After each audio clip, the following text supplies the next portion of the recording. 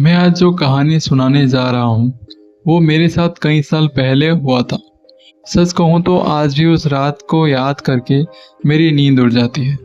मैं तब अपने गांव में रहता था। गांव के बाहर एक पुराना कुआं था जो सालों से सूखा पड़ा था। लोग उसके पास जाने से बचते थे, खासकर रात के समय। मैंने हमेशा इन बातों को अंधविश्वास समझा था। एक शाम मैं खेत से घर लौट रहा था। बारिश होने वाली थी और आसमान में काले बादल छाए हुए थे। रास्ता छोटा करने के लिए मैं उसी पुराने कुएं के पास से निकलने लगा। जैसे ही मैं कुएं के करीब पहुंचा, मुझे लगा किसी ने बहुत धीमी आवाज में मेरा नाम पुकारा। पहले तो मैंने सोचा कि शायद ये मेरा भ्रम होगा, लेकिन कुछ कदम आगे बढ़ते ही फिर वही आवाज सुनाई दी, इस बार पहले से ज्यादा साफ। मैं बहुत डर गया था। आसपास कोई दिखाई नहीं दे रहा था। हवा तेज थी, लेकिन वो आवाज हवा की नहीं थी। मैंने हिम्मत करके कुएं के अंदर झांका। अंदर सिर्फ अंधेरा था।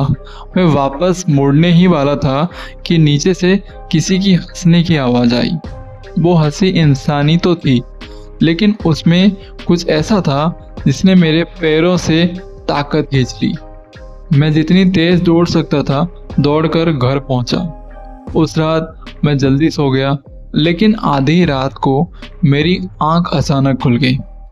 कमरे में पूरी खामोशी थी। फिर खिड़की पर दस्तक हुई। मैं बिस्तर पर बैठ गया। कुछ सेकंड तक सब शांत रहा। फिर वही दस्तक दोबारा हुई। मेरे हाथ कांप रहे थे, लेकिन मैंने हिम्मत करके खिड़की की तरफ देखा।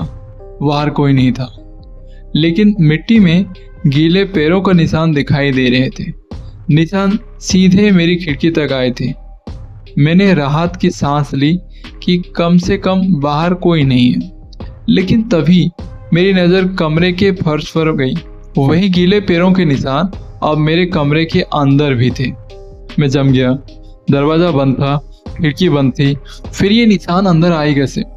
मेरी धड़कन इतनी तेज हो गई कि मुझे खुद उसकी आवाज़ सुनाई दे रही थी। निशान धीरे धीरे कमरे के सबसे अंधेरे कोने तक जा रहे थे और वहां कोई खड़ा था। मैं उसकी शक्ल नहीं देख पा रहा था, बस इतना दिख रहा था उसके कपड़ों से पानी टपक रहा था। कमरे में अचानक ठंड बढ़ने लगी। मैं चीखना चाहता था, लेकिन आवाज गले में ही अटक गई। वो चीज धीरे धीरे मेरी तरफ बढ़ने लगी। इस कदम के साथ फर्श पर पानी की बूंदें गिर रही थी। जब वो मेरे सामने पहुंची तो उसने धीरे से अपना सिर उठाया। उसका चेहरा बिल्कुल सफेद था और उसकी आंखें की जगह सिर्फ काला अंधेरा था। फिर उसने मुस्कुराकर कहा, तुमने नीचे क्यों देखा था? मेरे शरीर ने जवाब दे दिया। सब कुछ धुंधला होने लगा। आखिरी चीज जो मुझे याद है वो उसकी ठंडी उंगलियां थी जो मेरे कंधे पर रखी हुई थी। अगली सुबह मेरी आंख गांव के अस्पताल में खुली। लोगों ने बताया कि मैं अपने घर के बाहर बेहोश मिला था। मैंने किसी को पूरी बात नहीं बताई, लेकिन उस घटने के बाद मैंने एक चीज जरूर देखी। हर बरसात की रात मेरे घर के बाहर गीले पैरों के निशान दिखाई देते थे। वे दरवाजे तक आते थे, कुछ देर रुकते हैं और फिर वापस उसी पुराने कुएं की तरफ चले जाते हैं, जैसे कोई आज भी मेरा इंतजार कर रहा हो।